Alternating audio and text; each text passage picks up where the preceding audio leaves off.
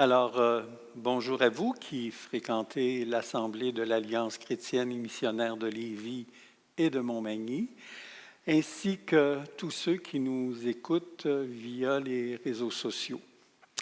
Nous sommes dimanche, le 8 novembre 2020. Cette semaine, comme c'est notre habitude à chaque année, le deuxième dimanche de novembre, donc nous mettons ce dimanche à part pour avoir une pensée spéciale pour nos frères et sœurs qui souffrent injustement à cause de leur foi en Jésus-Christ. Et l'Épître aux Hébreux, dans Hébreux 13, 3, nous dit ceci: « Pensez aux prisonniers comme si vous étiez leurs compagnons de captivité. Souvenez-vous de ceux qui sont maltraités, en songeant que vous vivez, vous aussi, dans un corps semblable comme le leur. » Aujourd'hui, quand vous allez entendre des informations qui vont vous être communiquées, écoutez-les comme si c'était à vous, ou à votre famille, ou à vos amis que cela arrivait. Et laissez-vous toucher pour devenir des intercesseurs fidèles à leur cause, comme vous aimeriez qu'ils le fassent envers vous si vous étiez dans leur situation.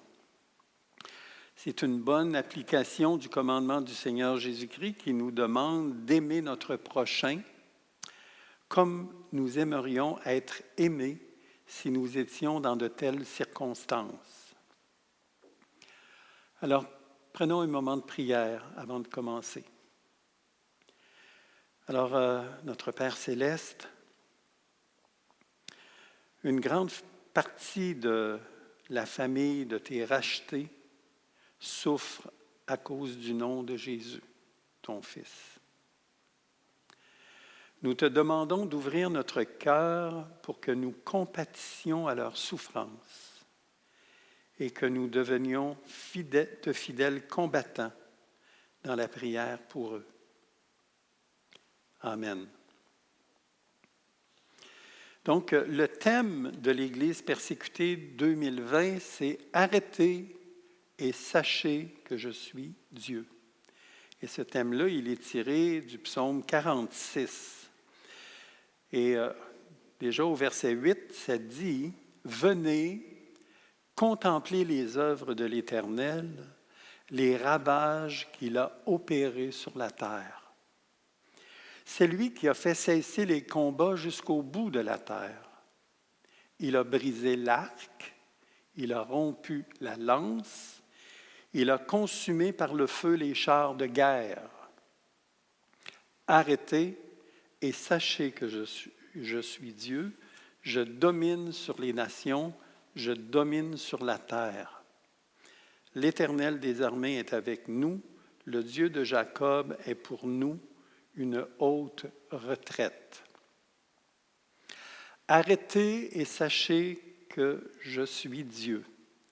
La version Darby dit « Tenez-vous tranquille et sachez que je suis Dieu ».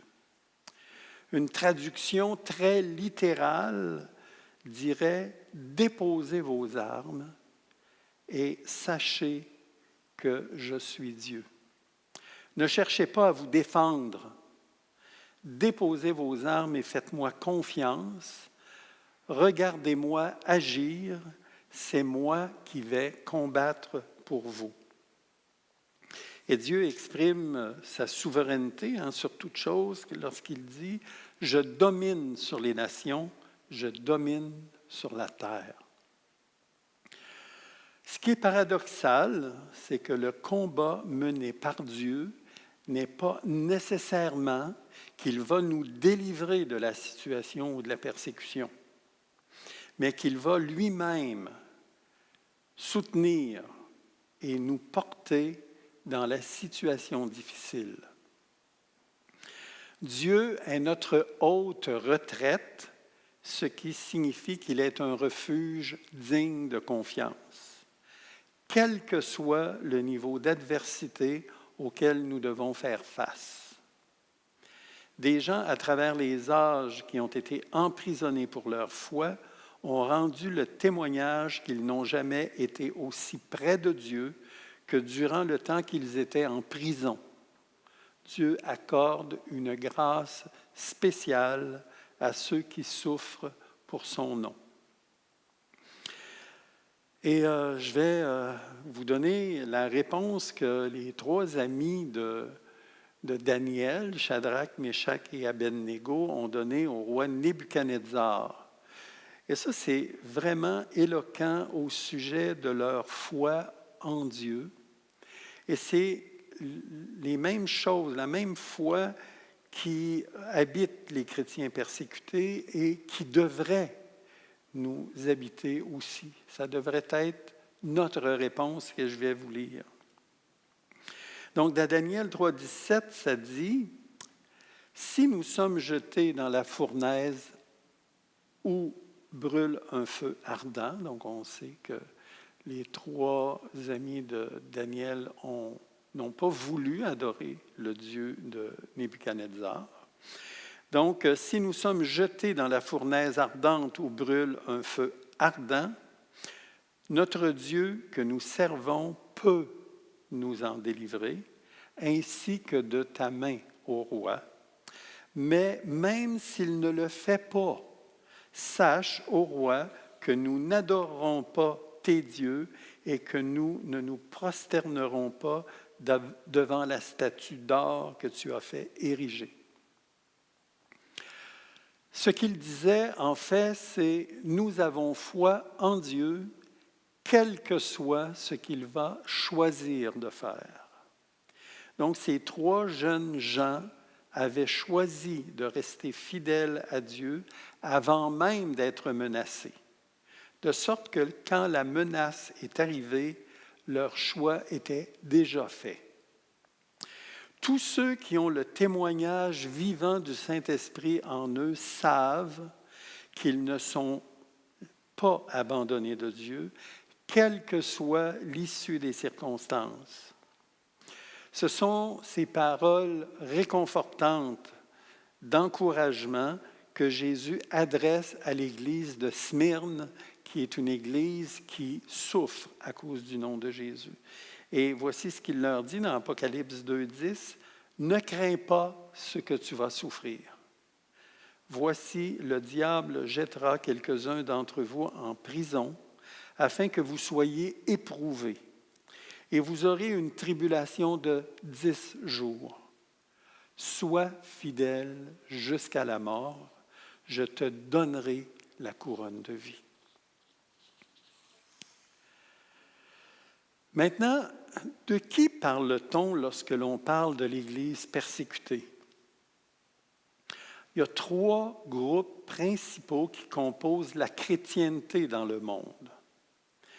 Selon une étude publiée en 2011, donc ça fait déjà 9 ans, les données ne sont pas nécessairement à jour, mais en 2011, on dit qu'il y avait plus de 2,2 milliards de chrétiens dans le monde. Ça veut dire presque le tiers de la population mondiale. Dans ce tiers de la population mondiale, donc dans ces 2,2 milliards, 50% sont des catholiques, qui composent 1,1 milliard. 37% sont des protestants, 800 millions. Et 12% sont des orthodoxes, c'est-à-dire ils sont 250 millions.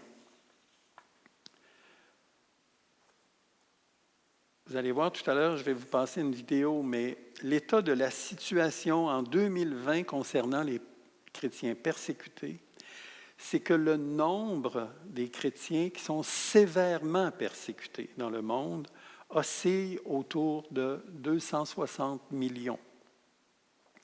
Et pour vous donner un ordre de grandeur, 260 millions, c'est 6 fois la population du Canada. Un chrétien sur 8 est victime de persécutions sévères dans le monde, mais sur le continent africain, c'est un chrétien sur 5 qui est victime de persécutions. Et ce chiffre, qui est en hausse constante, fait du christianisme la religion la plus persécutée.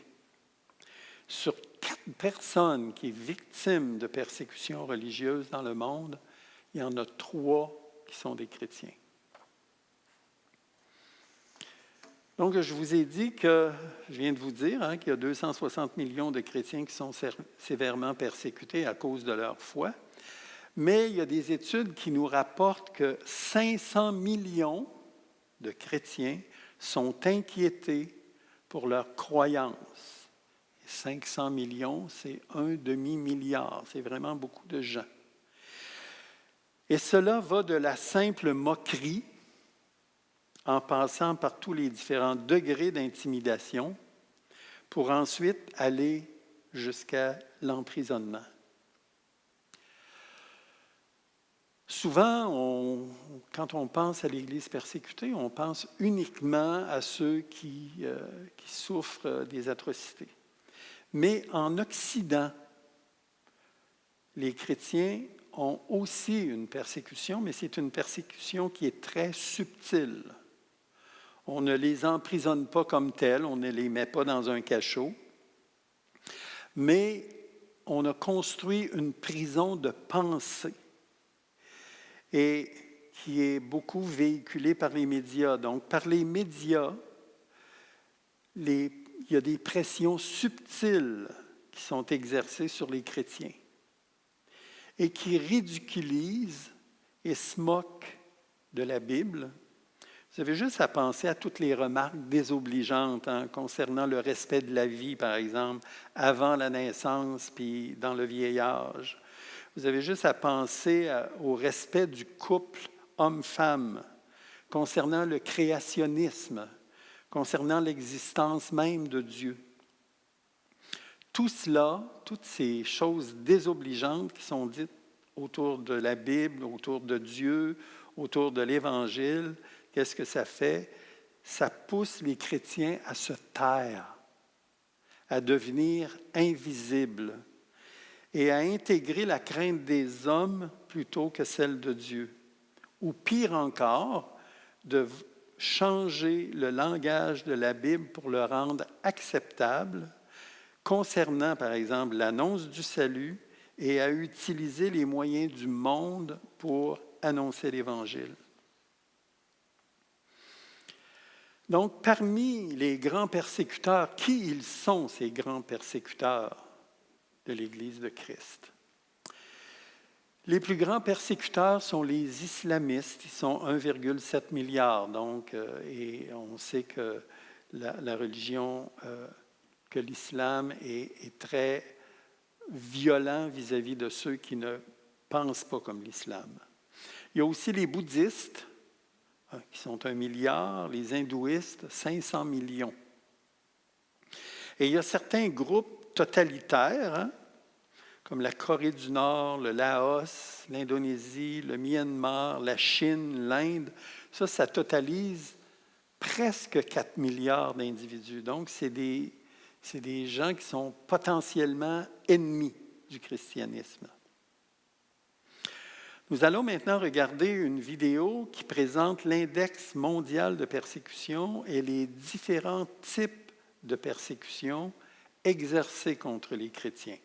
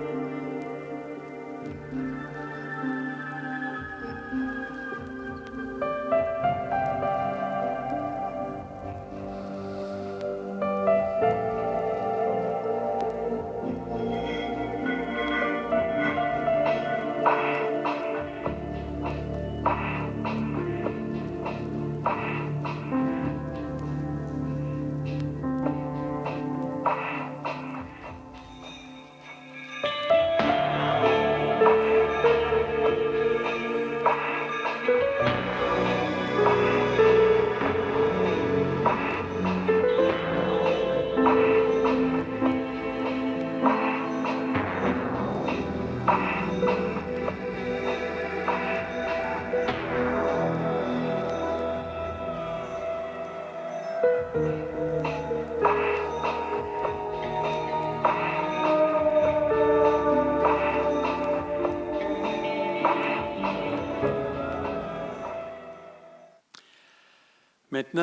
nous allons enchaîner avec une vidéo qui présente l'index de persécution des 5 pays où les chrétiens sont le plus persécutés. Et en écoutant, soyez attentifs aux différentes stratégies déployées pour les Chaque année, limiter. Portes Ouvertes publie l'Index mondial de persécution des chrétiens, un classement des 50 pays où les chrétiens sont le plus persécutés. Voici les 5 pays où les chrétiens subissent la plus grande persécution. Numéro 5. Le Pakistan. Tous les chrétiens pakistanais souffrent d'une discrimination systématique. Par exemple, les emplois les moins considérés sont réservés aux chrétiens. Les membres des églises traditionnelles bénéficient d'une relative liberté, mais sont étroitement surveillés. Les églises qui essaient d'avoir des activités publiques et qui sont actives dans le domaine de la jeunesse subissent des menaces. Les chrétiens, leurs églises et leurs propriétés sont régulièrement attaqués avec violence. En moyenne, 2 chrétiennes sont kidnappées chaque jour, souvent violées et forcées de se marier, ce qui les oblige à accepter l'islam. Les lois anti-blasphème donnent aux extrémistes musulmans la possibilité d'exercer une forte pression sur les minorités religieuses. Violer ces lois peut entraîner la peine de mort. Numéro 4. La Libye. Presque tous les chrétiens libyens sont d'anciens musulmans. Ils subissent d'immenses pressions de la part de leur famille et de leur environnement pour retourner à l'islam. Les chrétiens immigrés sont en danger constant de devenir victimes d'enlèvements, d'esclavage, de viols ou de meurtres. Quiconque montre publiquement sa foi chrétienne et essaie de l'exprimer encourt le risque d'être arrêté. Numéro 3. La Somalie. Les chrétiens sont dans la ligne de mire du groupe terroriste islamiste Al-Shabaab. Lorsqu'ils sont découverts, ils sont souvent tués sur place. Al-Shabaab veut faire appliquer la charia en Somalie. La famille et la communauté au sens large font aussi pression sur les chrétiens lorsque leur refus de l'islam est connu. Les chrétiens convertis sont exposés à des dangers qui mettent leur vie en péril. Numéro 2, l'Afghanistan. Il n'existe aucun bâtiment d'église officiel en Afghanistan. Lorsque quelqu'un quitte l'islam, il est considéré comme un traître envers sa tribu. Pour sauvegarder son honneur perdu, la famille considérera que ce chrétien doit être éliminé. Se détourner de l'islam est généralement considéré comme une maladie spirituelle. On rapporte des cas où des chrétiens ont été envoyés dans des établissements psychiatriques pour cette raison. Tout changement dans la vie de foi d'un Afghan est remarqué et signalé. Pour cette raison, les convertis n'ont souvent pas d'autre choix que de quitter leur lieu de vie. Toute personne ayant eu des contacts avec des croyants d'autres religions et qui est soupçonnée d'avoir quitté l'islam peut être condamnée à mort. Numéro 1. La Corée du Nord. Le régime persécute les chrétiens de façon systématique et sévère. Des dizaines de milliers de chrétiens sont emprisonnés dans des camps de travaux forcés, dans des conditions inhumaines. Les chrétiens sont considérés comme de dangereux ennemis de l'État. Posséder une Bible peut être fatal pour toute votre famille. Fait étonnant, malgré les risques, des Nord-Coréens continuent à découvrir le message de l'Évangile et décident de se convertir.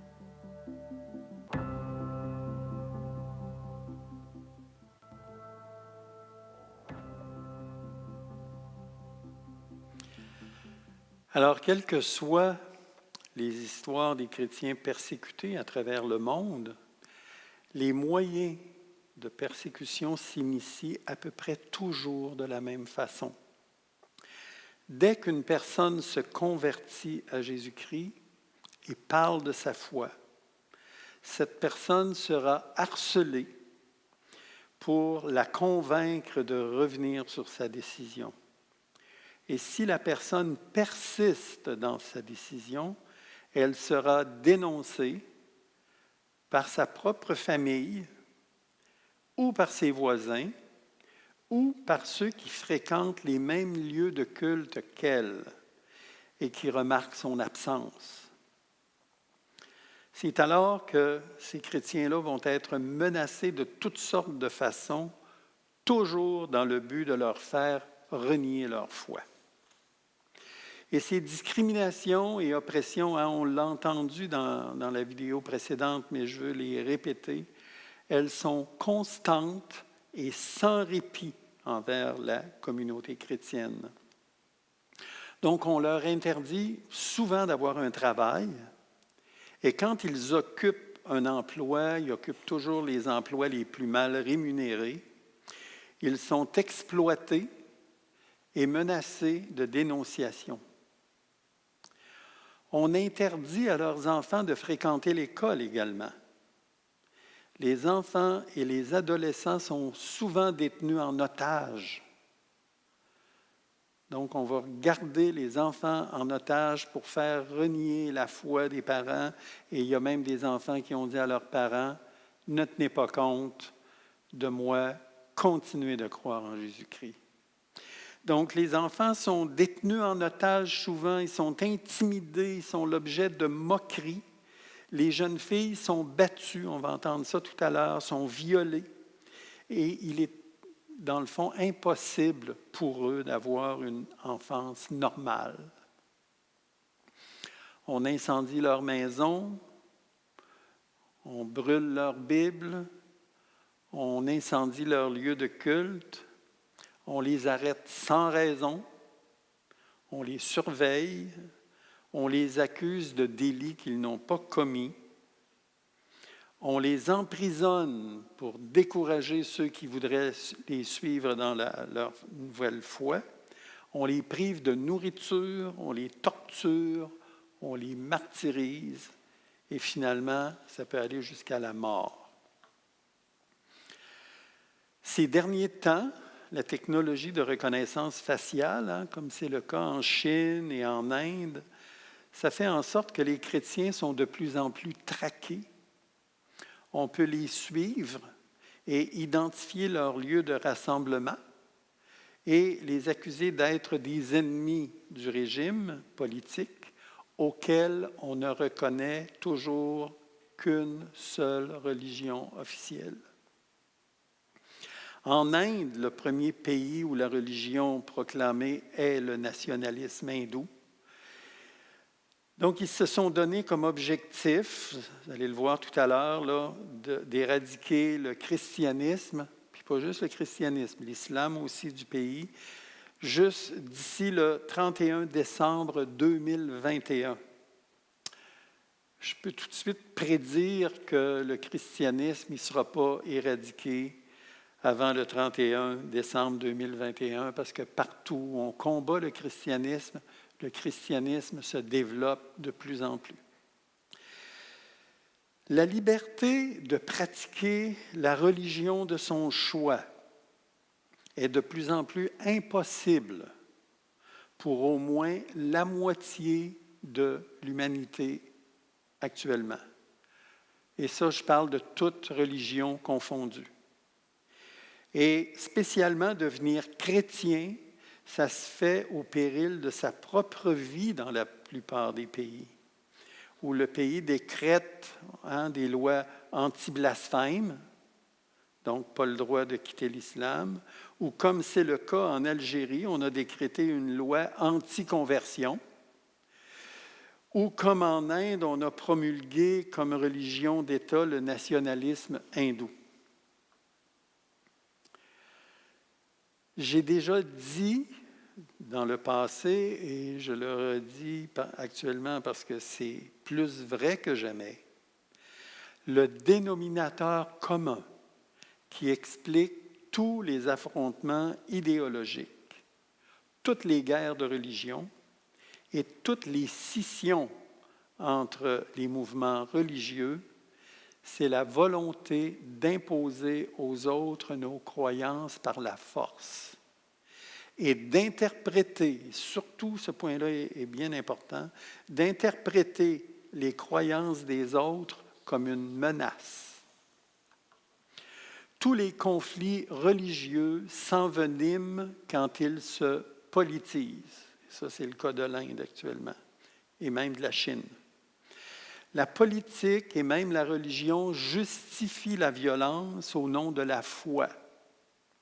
Elle dresse les citoyens et les peuples les uns contre les autres. Ces dernières années, le monde a assisté au plus grand déplacement de communautés religieuses qui doivent fuir si elles ne veulent pas être exterminées. Et la présence chrétienne est presque disparue de certains pays, entre autres l'Irak, l'Iran, la Syrie. Presque tous les chrétiens sont disparus de ces pays. À travers l'histoire depuis 2000 ans, nous pouvons constater que ce qui est rapporté dans le livre des Actes des Apôtres se produit encore aujourd'hui. Les scénarios changent, mais c'est à peu près toujours les mêmes choses. Les raisons pour lesquelles les chrétiens sont persécutés sont sensiblement les mêmes aujourd'hui qu'elles étaient au temps des apôtres. On arrêtait les chrétiens. Pourquoi? Parce que leur croyance dérangeait le discours religieux officiel. Souvenez-vous de Pierre et de Jean qui ont été arrêtés. Souvenez-vous de Paul. Et Paul, là, il a presque passé le tiers de sa vie en prison. Les méthodes de persécution étaient sensiblement les mêmes qu'aujourd'hui. Intimidation, privation, emprisonnement, torture. Les persécuteurs justifient leurs actes de violence au nom de leurs convictions religieuses. Mais par contre, et ça on remarque ça à travers l'histoire, c'est constant, les persécutions, au lieu d'anéantir l'Évangile, propagent davantage l'Évangile. Le prochain extrait, produit par Porte Ouverte, là, concernant la Corée du Nord, met en évidence les risques énormes que prennent les chrétiens qui partagent leur foi. Ça, c'est vrai pour la Corée du Nord, mais c'est vrai partout dans les pays, surtout dans les pays islamiques.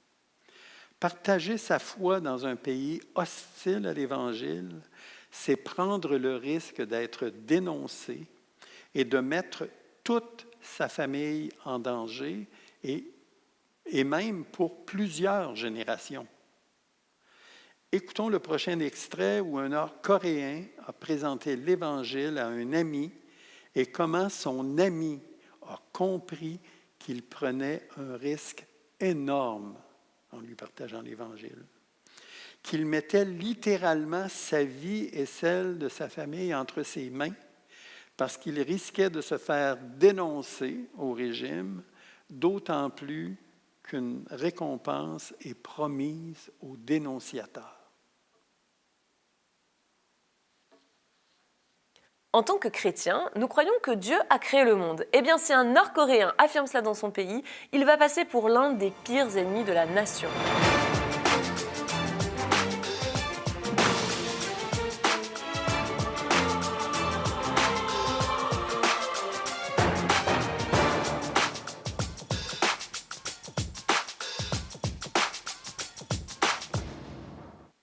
Sang-hwa est une Nord-Coréenne qui a grandi dans une famille chrétienne sans le savoir. Et un jour, elle a trouvé quelque chose de très particulier chez ses parents. Regardez ce qu'elle écrit. « J'ai accidentellement trouvé la Bible de mes parents quand j'avais 12 ans. Quand j'ai ouvert le livre, mes parents n'étaient pas là. J'ai lu qu'au commencement, Dieu a créé les cieux et la terre. J'ai lâché le livre, j'ai immédiatement compris que c'était illégal parce que cela ne décrivait pas le Big Bang et la théorie de l'évolution. J'ai sérieusement envisagé de dénoncer mes parents, mais à la fin, j'ai choisi d'affronter mon père. C'est là qu'il m'a expliqué l'Évangile. » Est-ce que vous vous rendez compte qu'un enfant a réfléchi à dénoncer ses parents? Mais c'est absolument terrible ce qui se passe pour ces enfants dans ce pays. On leur injecte une espèce d'idéologie, de culte absolu envers les dirigeants nord-coréens et le système communiste. Ils subissent un véritable lavage de cerveau. En fait, en Corée du Nord, il est strictement interdit pour qui que ce soit de croire en Dieu. Et si quelqu'un est surpris en train de partager sa foi, non seulement cette personne, mais toute sa famille, tous ensemble, ils seront envoyés dans des camps de prisonniers politiques. Alors qu'est-ce que cela signifie ? Eh bien cela signifie que si vous décidez de partager votre foi à quelqu'un, vous êtes en train de confier votre vie et celle de votre famille dans les mains de cette personne. Et si vous avez l'impression que j'exagère, eh bien nous allons écouter ensemble le témoignage de Kyung-so. Kyung-so, c'est un croyant et un chrétien nord-coréen en Corée du Nord un jour a décidé de lui parler de Jésus-Christ. On l'écoute. 그러니까 저 같은 경우는 그 생명의 소중함을 Je me suis rendu compte qu'il mettait sa vie en jeu et des conséquences qui pourraient découler du fait qu'il me partage l'Évangile. Il avait une famille à l'époque, 2 fils, 2 filles, une mère et une épouse. Je savais très bien qu'ils seraient tous emmenés en camp de prisonniers politiques s'il était découvert. Voilà pourquoi je ne l'ai pas dénoncé au département de la sécurité. Au lieu de ça, je l'ai écouté me parler de l'Évangile, débattant avec lui. En fait, ça m'a permis de lui faire confiance. Il avait mis sa vie entre mes mains et j'ai été touché. Son partage de l'Évangile signifiait qu'il m'ouvrait son cœur. Je ne pouvais pas le prendre à la légère. J'ai pris ça comme une chose précieuse. Nous nous sommes rapprochés et j'ai pu accepter l'Évangile. J'avais la vie de quelqu'un dans ma main. Si j'avais fait confiance au gouvernement nord-coréen, une solution rapide aurait été de le dénoncer sans risque, en échange d'une récompense. Mais je ne pensais pas que le gouvernement nord-coréen avait un avenir. Je ne voulais donc pas me fier au régime et faire du mal à mon ami. Je n'avais aucune raison de me fier à quelque chose sans espoir d'avenir et de faire du mal à quelqu'un qui avait mis sa vie entre mes mains. Wow, confier sa vie et celle de sa famille à quelqu'un, ce n'est vraiment pas la même chose que confier les clés de son appartement. Et cet homme, c'est ce qu'il nous a expliqué, Kyung-so. Il avait dans sa main la vie de cette personne qui lui a parlé de Jésus-Christ et la vie de la famille de cette personne. Alors, quand on jette un coup d'œil rapide sur l'index mondial de persécution 2020, au numéro 1, on a la Corée du Nord, qui est vraiment, comme vous venez de l'entendre, un régime totalitaire. Au numéro 10, on a l'Inde, qui est la plus grande démocratie du monde, mais qui est en train de devenir la plus intolérante envers tout ce qui n'est pas de culture hindoue. Et le reste, ce sont des pays où la culture musulmane prédomine. Et le grand défi pour les chrétiens dans ces pays, c'est de présenter fidèlement l'Évangile dans son intégralité sans risquer la persécution. Parce que, comme vous le comprenez bien, il est impossible de prêcher fidèlement l'Évangile sans offenser ou du moins heurter les sensibilités de la culture. Et je vous dirais que c'est même impossible au Québec, là. Alors, maintenant, on peut se demander pourquoi c'est impossible de prêcher fidèlement l'Évangile sans offenser ou sans heurter les sensibilités de la culture. Pourquoi? Parce que les cultures, quelles qu'elles soient, ont des dieux qui ne sont jamais compatibles avec le Dieu révélé dans la Bible. Pourquoi? Parce que le Dieu révélé dans la Bible, il exige pour avoir une relation avec lui de se reconnaître pécheur et de compter uniquement sur l'œuvre parfaite de Jésus-Christ pour obtenir le salut. Les chrétiens qui ont vraiment une relation personnelle avec Dieu ne peuvent pas tenir un discours complaisant et ajusté à la culture ambiante parce qu'ils savent que ce serait un évangile falsifié. Et comme l'être humain a tendance à interpréter les croyances des autres comme une menace envers les siennes, et je vous rappelle que très souvent, les gens ne sont pas capables de donner les raisons de leur foi. Ils croient parce qu'ils sont nés dans un certain milieu culturel où l'on pratiquait cette religion. Et c'était notre cas aussi. Comme la foi chrétienne est perçue comme un danger parce qu'elle n'est pas compatible avec la culture religieuse en place, alors, ou bien on force les chrétiens par toutes sortes de pressions à croire le discours du plus grand nombre, ou bien on les combat ouvertement par la force jusqu'à vouloir les éliminer. L'Inde est actuellement un bon exemple de l'exploitation du nationalisme culturel par un régime politique pour réprimer et combattre tout ce qui n'est pas de la culture hindoue. Et ce qui n'est pas de la culture hindoue, c'est tout ce qui est du christianisme et de l'islamisme. Alors écoutons ce qui est dit concernant l'Inde. Si l'Inde devait se résumer en 3 termes, ce serait plus grande démocratie du monde, nation hindoue, les chrétiens de plus en plus persécutés. Berceau de civilisation millénaire, l'Inde est aujourd'hui la plus grande démocratie du monde. Le pays compte en effet 1,4 milliard d'habitants et sa constitution repose sur des valeurs démocratiques. Cependant, de très fortes inégalités divisent la population, en partie à cause du système des castes. Les Dalits en font particulièrement les frais, car ils sont considérés comme hors caste, donc impurs et intouchables. Or, une majorité de chrétiens sont des Dalits. Depuis 2014, le BJP, parti au pouvoir, attise les inégalités en effectuant un virage de plus en plus radical vers le nationalisme hindou. BJP is celebrating a resounding victory. This is electoral magic of a sort we haven't seen in 4 decades. Le très médiatique Premier ministre Narendra Modi est un leader du BJP. Le BJP est étroitement associé à plusieurs partis extrémistes politiques et apolitiques qui usent de violence pour imposer l'idéologie de l'Hindoutva, c'est-à-dire l'Inde aux hindous. Le but, faire de l'Inde une nation 100% hindoue, ce qui implique en chasser toute personne qui ne partage pas les croyances hindoues. Les chrétiens et les musulmans sont particulièrement visés. Nous ferons en sorte que le registre national des citoyens soit appliqué dans tout le pays. Nous chasserons tous les infiltrés du pays, à l'exception des bouddhistes, des hindous et des sikhs. Des lois anti-conversion ont été mises en place dans 8 États pour punir les hindous se convertissant à une autre religion. Dans ce climat, les extrémistes hindous ont le champ libre pour persécuter les minorités religieuses, dont les chrétiens, particulièrement visés par le climat de violence qui envahit le pays. 31 décembre 2021 is the last date for Christian and Islam in this country. हमारा संकल्प है, मेरा संकल्प है, मेरे साथियों का संकल्प है. Menaces, agressions, tortures, viols, meurtres, les faits de persécution s'accumulent à une vitesse alarmante, faisant monter l'Inde à la 10e place de l'index mondial de persécution des chrétiens. pakai mune tak samartbat kisda lekat per lekin kapmun di sartanasnat hal service situr nimma pura igdang penkin batan pura nimma itu gonang bar pura marngiga tutte matang pakadeke perna bariga pura idin jeg bargaradi. Aujourd'hui, à cause du coronavirus, beaucoup d'Indiens défavorisés ne peuvent plus subvenir à leurs besoins et survivent grâce à l'aide de l'État. Souvent, les chrétiens sont exclus de cette aide. Les chrétiens luttent pour leur survie, tentant de rappeler à leurs persécuteurs qu'eux aussi, ils sont indiens.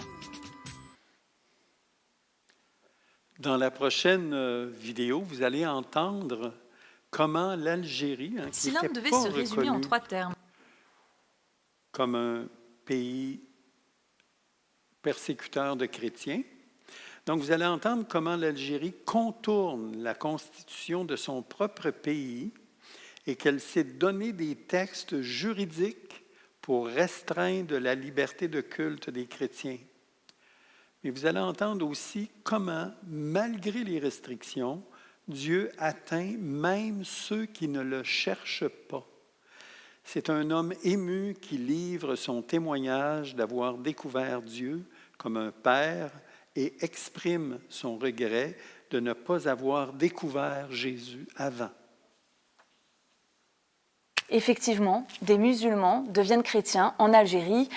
Pourquoi font-ils ce choix ? Eh bien, je vous propose d'écouter l'histoire de Nabil. Il nous explique. J'avais une chaise à côté de mon lit, plein de petits livres, de journaux, de feuilles comme ça. Mais il y avait un petit livre qui brillait, qui a attiré mon attention. Alors je l'ai pris, j'ai vu Évangile selon Luc, c'était en français. Bon, Évangile, je n'ai pas bien compris, mais Luc, je savais qu'il y a... C'était un nom propre, Jean-Luc et Jean... Voilà. Et quand j'ai ouvert Histoire de Jésus-Christ, je me suis dit, ah tiens, Jésus-Christ, c'est l'islam a parlé de Jésus et ça. J'étais bien dans ma famille. J'avais de l'amour dans ma famille. Mes parents m'aimaient, mes frères m'aimaient.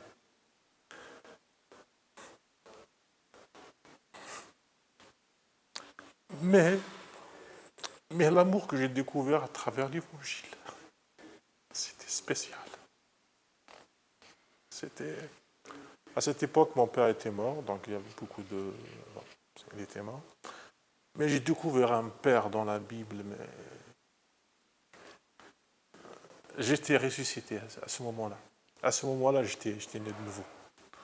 Et je disais à Dieu, avec des pleurs, avec des larmes de joie, des larmes de tristesse en même temps, mais pourquoi tu as attendu jusqu'à l'âge de 25 ans? Pourquoi c'était pas avant? Il y aurait encore beaucoup à dire et à débattre concernant ce que les ennemis de l'Évangile font subir à l'Église persécutée. Nous pourrions en débattre longtemps, d'autant plus que toute cette persécution est totalement injustifiée.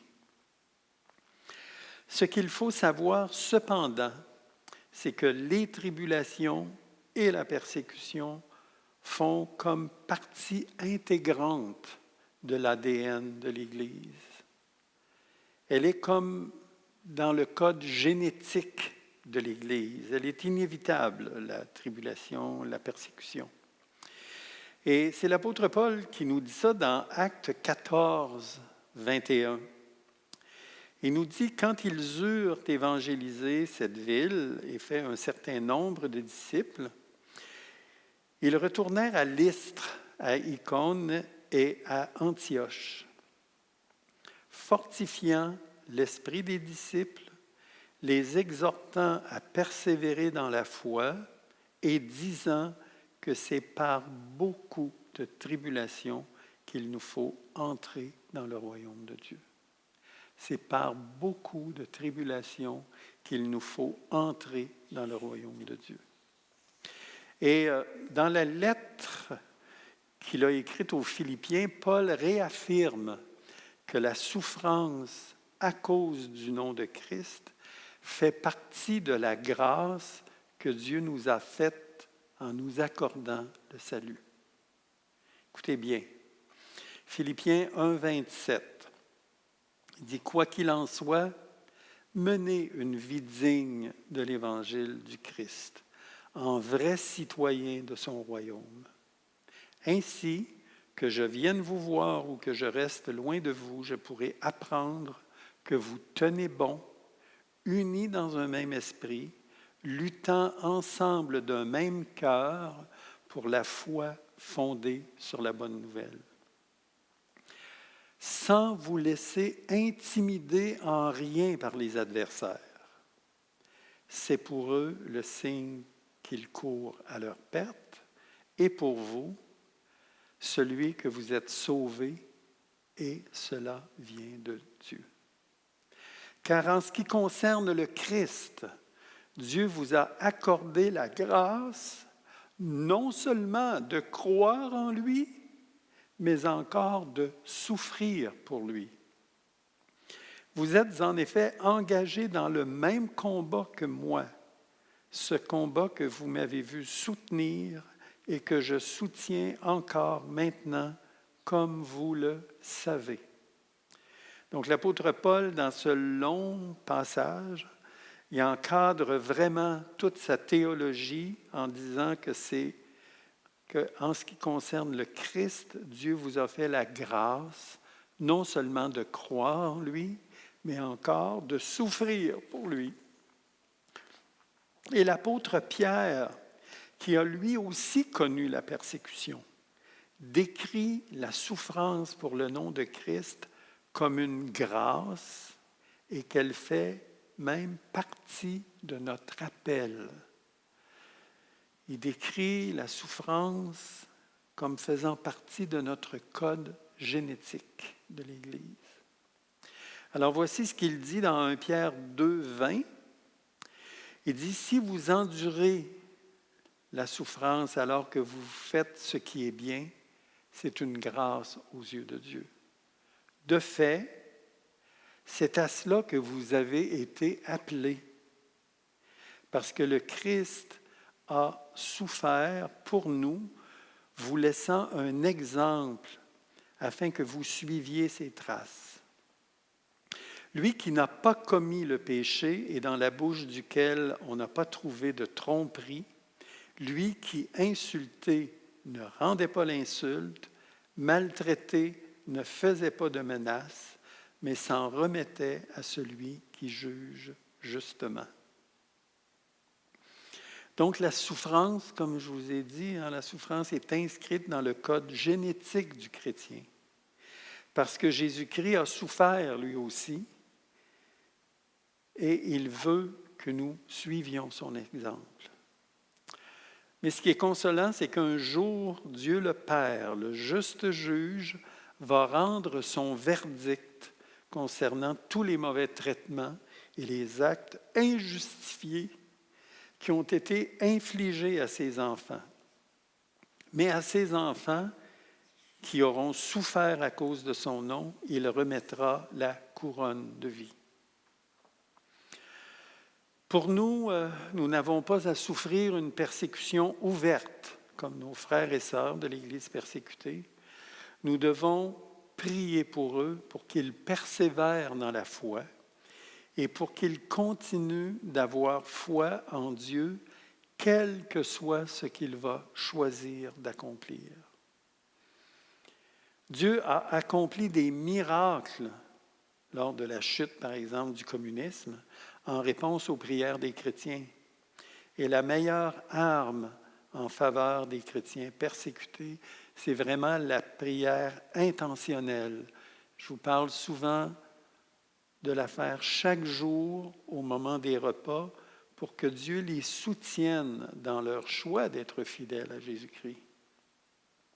Et pour nous, l'Église persécutée doit nous servir d'exemple pour accepter dès maintenant la souffrance comme une possibilité parce qu'elle fait partie intégrante de l'ADN du corps de Christ. Car en ce qui concerne le Christ, Dieu vous a accordé la grâce non seulement de croire en lui, mais encore de souffrir pour lui.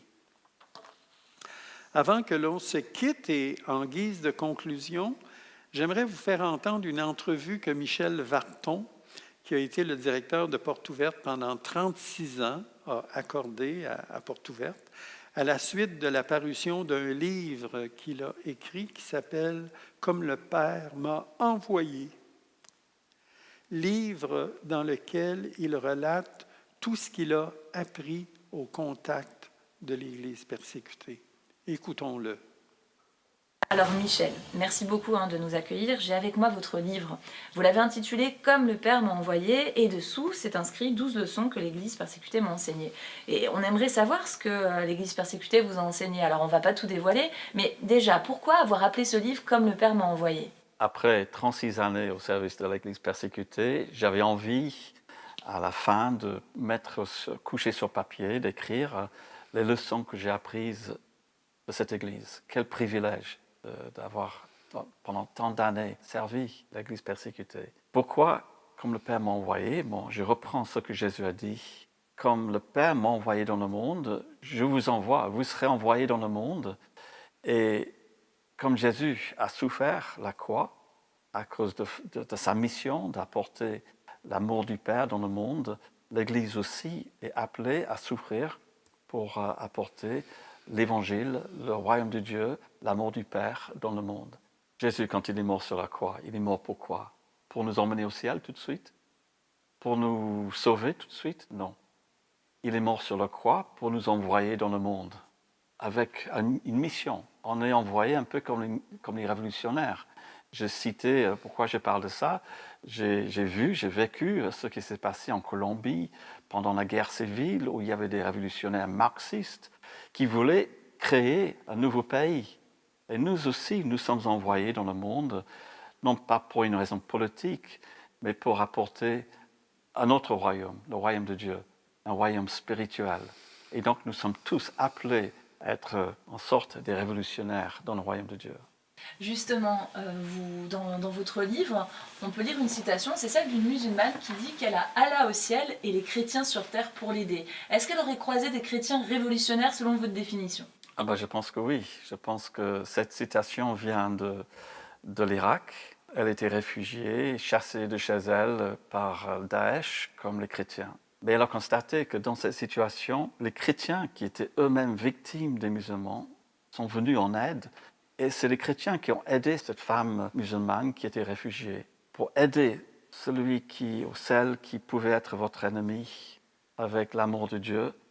Ça, c'est révolutionnaire. Et le révolutionnaire pour le Seigneur, il aurait des cicatrices inévitables, d'après vous ? Oui, je cite une poésie qui vient d'une femme qui s'appelle Amy Carmichael. Elle était missionnaire en Inde il y a une centaine d'années.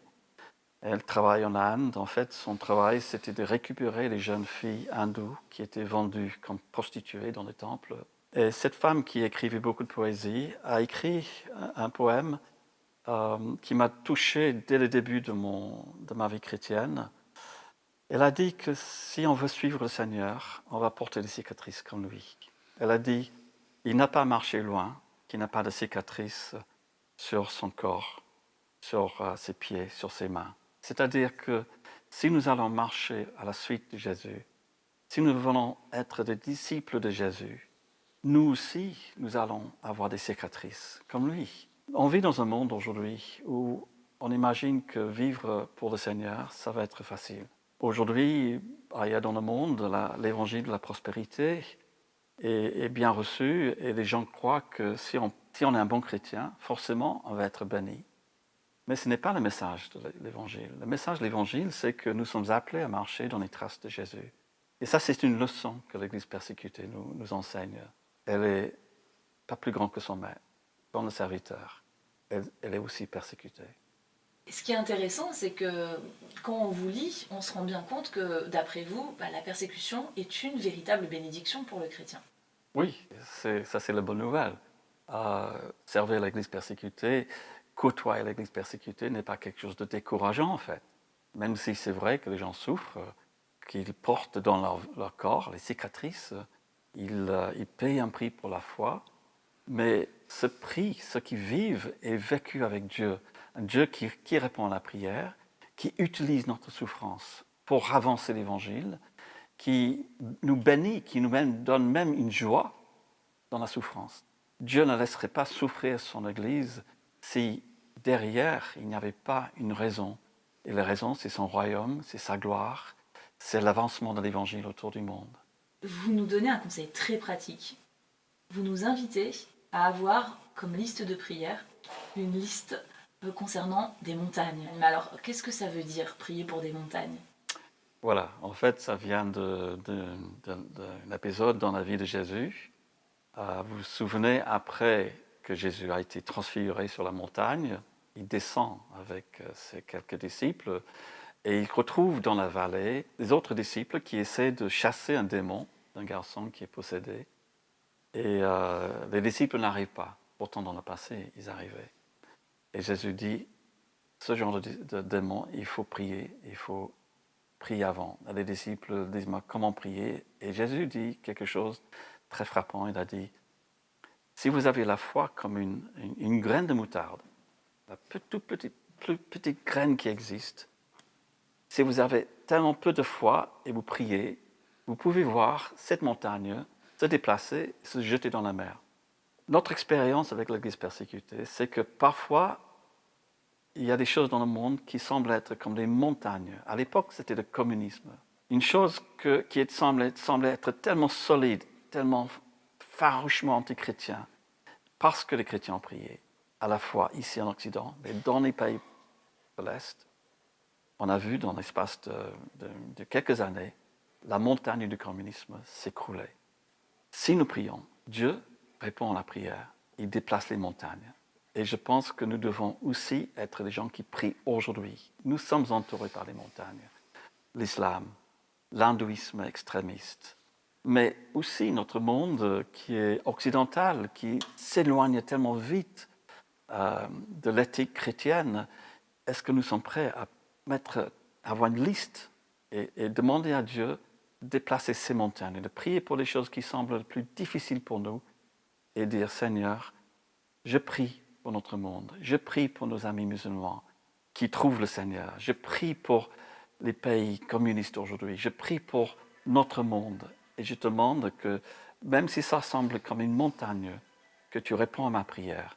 Jésus promet qu'on verra le monde changer, on verra ces montagnes se déplacer, se jeter dans la mer. Alors, ce qu'on vient d'entendre, c'est que, dans le fond, les souffrances de l'Église persécutée ne sont pas vaines. Et donc, on va clore par une prière.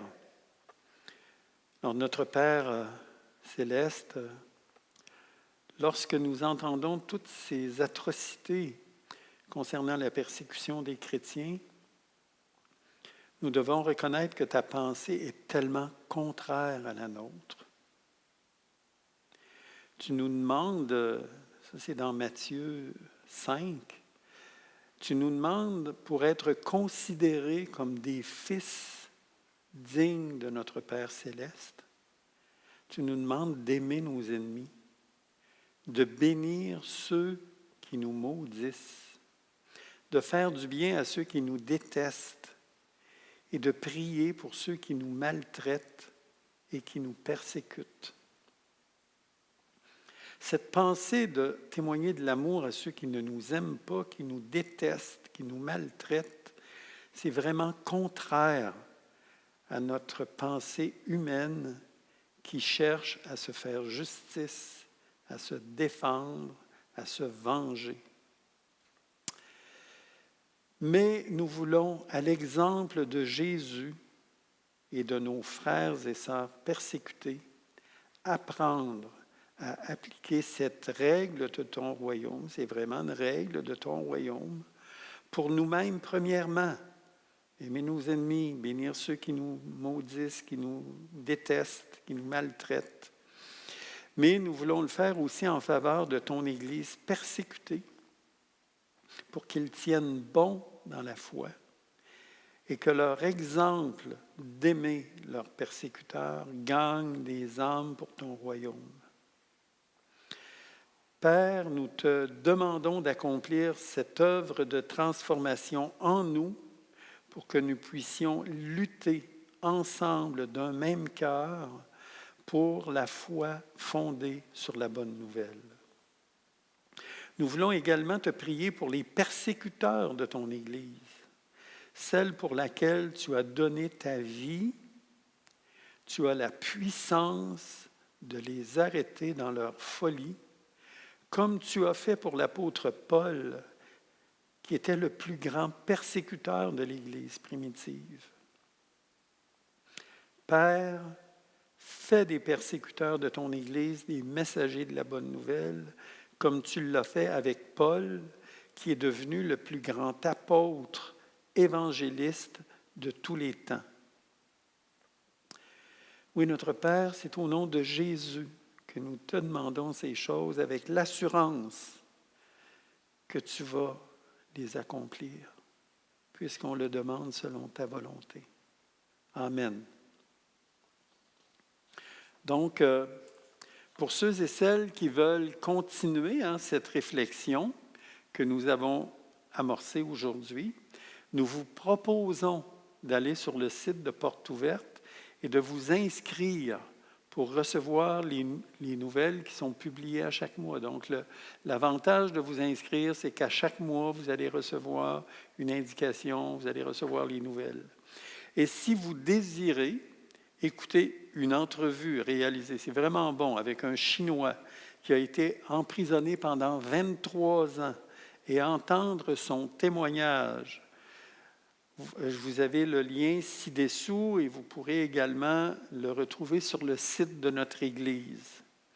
Il y a aussi le lien d'une entrevue live réalisée cette année avec des chrétiens qui vivent la persécution.